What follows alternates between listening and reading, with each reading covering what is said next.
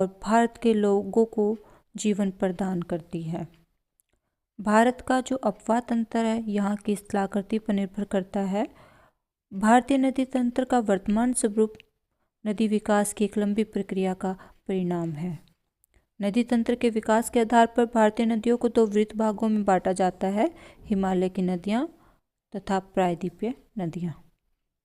भारतीय नदियों के संदर्भ में एक परिकल्पना बहुत ज़्यादा प्रसिद्ध है, वो परिकल्पना है हिंद ब्रह्म परिकल्पना। शिवालिक की पहाड़ियों में बालू, मृत्तिका तथा गुलाशम बजरियों के जलोढ़ का निक्षेप हुआ है। यानी आज जहाँ पर शिवालिक पर्वतमाला है, एक शिवालिक जो रेंज है, वहाँ पर पहले कभी एक विशाल नदी बहती थी जिसका नाम शिवालिक या उसे हिंद ब्रह्म नदी कहा जाता था। और इस नदी द्वारा वहाँ पर बालू, मृत्तिका, गुलासम यानी बजरियों का क्या किया गया, डिपोजिशन किया गया। और आज वहाँ पर एक शिवालिक पर्वतमाला का उत्थान या उत्पत्ति हो चुकी है। विद्वानों का मत है कि यह निक्षेप एक विशाल नदी द्वारा हुआ है और ये जो नदी है जिसे हम शिवालिक या हिंद ब्रह्म नदी कहते हैं, वो असम से सिंधु तक पर्वतीय चाप के गिरिपथ के साथ हिमालय के समस्त अनुदैर्ध्य विस्तार में बहती थी। ये जो नदी है वो कौन से समय में बहती थी? मायोसीन काल में।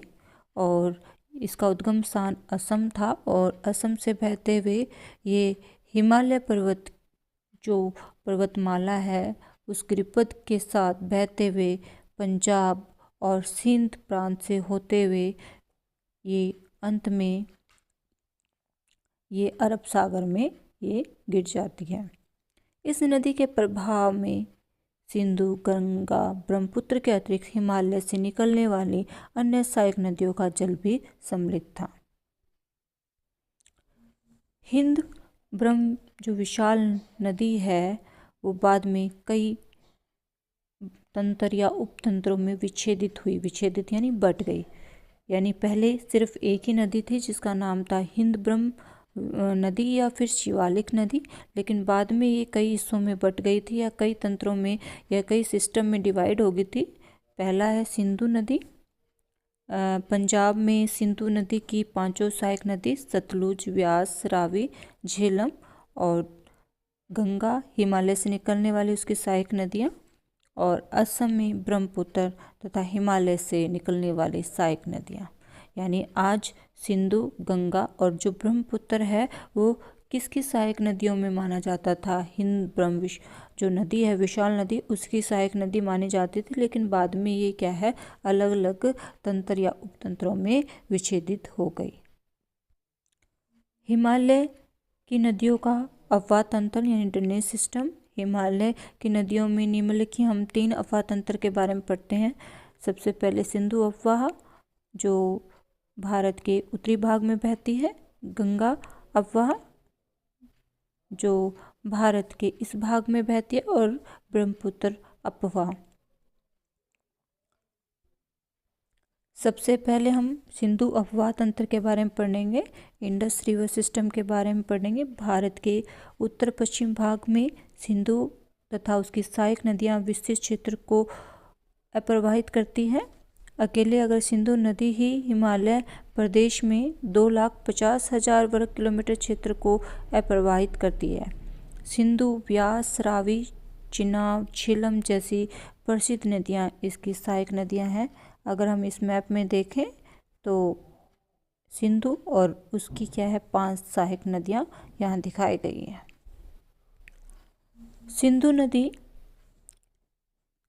का जो स्रोत है, सोर्स है, वो तिब्बत में 5,180 मीटर की ऊंचाई पर मानसरोवर झील के निकट है। अपने स्रोत से पश्चिम उत्तर पश्चिम दिशा में लगभग 320 किलोमीटर की दूरी तक बहने के बाद यह जम्मू कश्मीर के भारतीय क्षेत्र में प्रवेश करती है। लद्दाख, गिलगित से बहते हुए अटक के निकट यह पर्वतीय प्रदेश से बाहर निकलती है और यहाँ पर अफ़गानिस्तान से एक नदी आती है, काबुल नदी, जो इससे आकर मिलती है। इसकी प्रसिद्ध सहायक नदियाँ सतलुज, व्यास, रावी, चिनाब, झेलम मिलकर पंचनद बनाती है। यहाँ इस मैप में आप यहाँ पर मानसरोवर है, यहाँ से सिंधु यानी इंडस रिवर का जो ओरिजिन पॉइंट है, यहाँ से बहते हुए ये जम्मू कश्मीर में प्रवेश करती है। लद्दाख का क्षेत्र गिलगित क्षेत्र से बहते हुए ये पाकिस्तान में प्रवेश करेगी और पाकिस्तान में ये बहते हुए कराची के पूर्व में अरब सागर में ये गिर जाती है।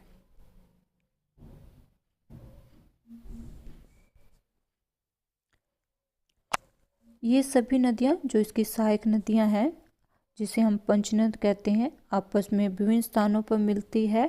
फिर इनको संयुक्त प्रवाह मिथनकोट के निकट सिंधु नदी से मिल जाता है। यानी मिथनकोट पर ये पांचों नदी किस नदी से आकर मिलती है? सिंधु नदी से मिलती है। और सिंधु नदी की कुल लंबाई 2880 किलोमीटर है। कराची के दक्षिण में अरब सागर में गिरने से पहले ये बहुत बड़े डेल्टे का निर्माण करती है।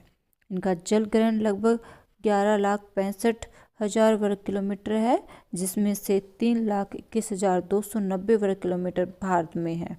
पाकिस्तान के साथ हुए सिंधु जल समझौते के अनुसार भारत इसका 41,950 लाख घन मीटर अर्थात 20% जल प्रयोग कर सकता है। ये सिंधु जल समझौता 1960 में हुआ था, जिसके अकॉर्डिंग हम जो सिंधु नदी तंत्र है उसका 20% जल ही भारत प्रयोग करेगा। अब इसकी सहायक नदियों के बारे में हम ट्रिब्यूटरी के बारे में हम पढ़ेंगे। सबसे पहले है झेलम। यह कश्मीर घाटी के दक्षिण पूर्व में 4,900 मीटर की ऊंचाई पर स्थित है और स्थित बैरीनाग एक जगह है के निकट एक झरने से निकलती है और भारत और पाकिस्तान के बीच 170 किलोमीटर लंबी सीमा बनाती है।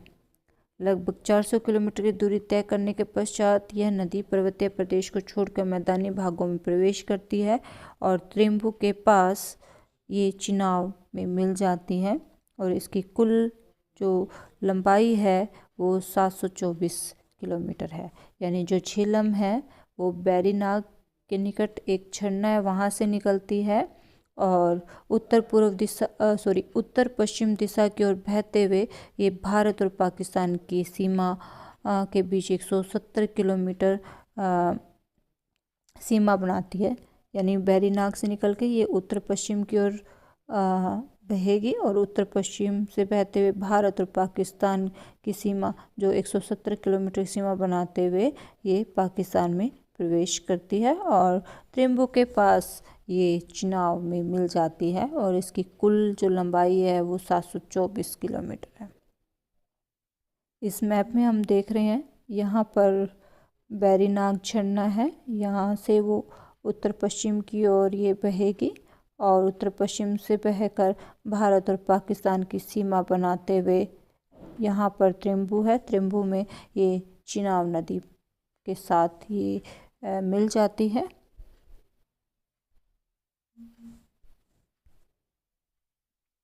दूसरी जो सहायक नदी है वो है चिनाव।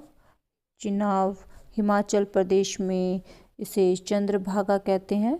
चंद्र तथा भागा इसके उद्गम स्थान है जो लाहौल के बाड़ालाचा दर्रे के पास के दोनों ओर ये स्थित है। यानी एक तरफ से चंद्र और दूसरी तरफ से भागा, यानी दो रिवर है। एक रिवर का नाम है चंद्र और दूसरी रिवर का जो भागा है और इसको हिमाचल प्रदेश में चंद्रभागा के नाम से जानते हैं। यह पीर पंजाल के समानांतर कुछ दूरी तक पश्चिम दिशा में बहती है और किश्तवाड़ के निकट पीर पंजाल में एक गहरा गार्ज बनाती है।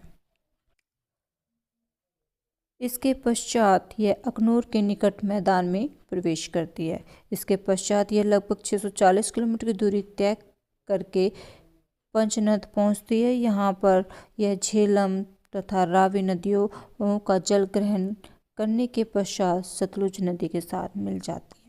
इसकी कुल लंबाई 1180 किलोमीटर है। यहाँ इस मैप में आप देख रहे हो, यहाँ पर चिनाव जो रिवर है, यहाँ पर ये ओरिजिन इसका पॉइंट है। यहाँ पर दो रिवर जब मिलती है चंद्र और भागा, तब चिनाव को उस समय चंद्रभागा के नाम से जानते हैं और ये उत्तर पश्चिम की ओर बहते हुए ये पाकिस्तान में प्रवेश करती है और त्रिम्बू में इसमें झेलम आकर बहती है और आगे चिनाब के नाम से ये आगे बढ़ती है।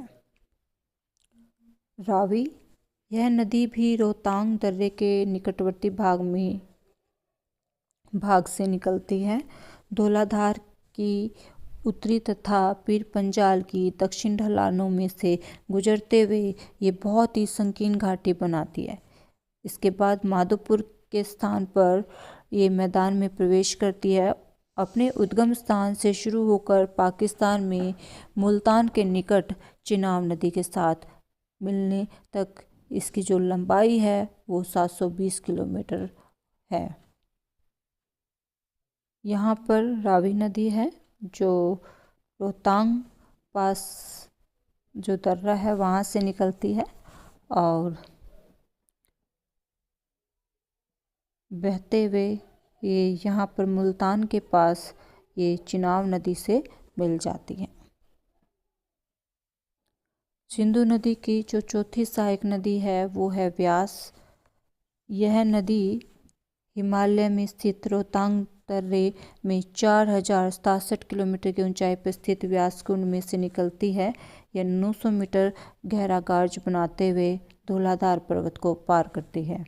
पंजाब के होशियारपुर जिले में स्थित तलवाड़ा नामक स्थान पर यह मैदानी भाग में प्रवेश करती है। इसके पश्चात दक्षिण पश्चिम दिशा में प्रभावित होती है और पंजाब में स्थित हरिके नामक स्थान पर सतलुज नदी के साथ जाकर मिल जाती है।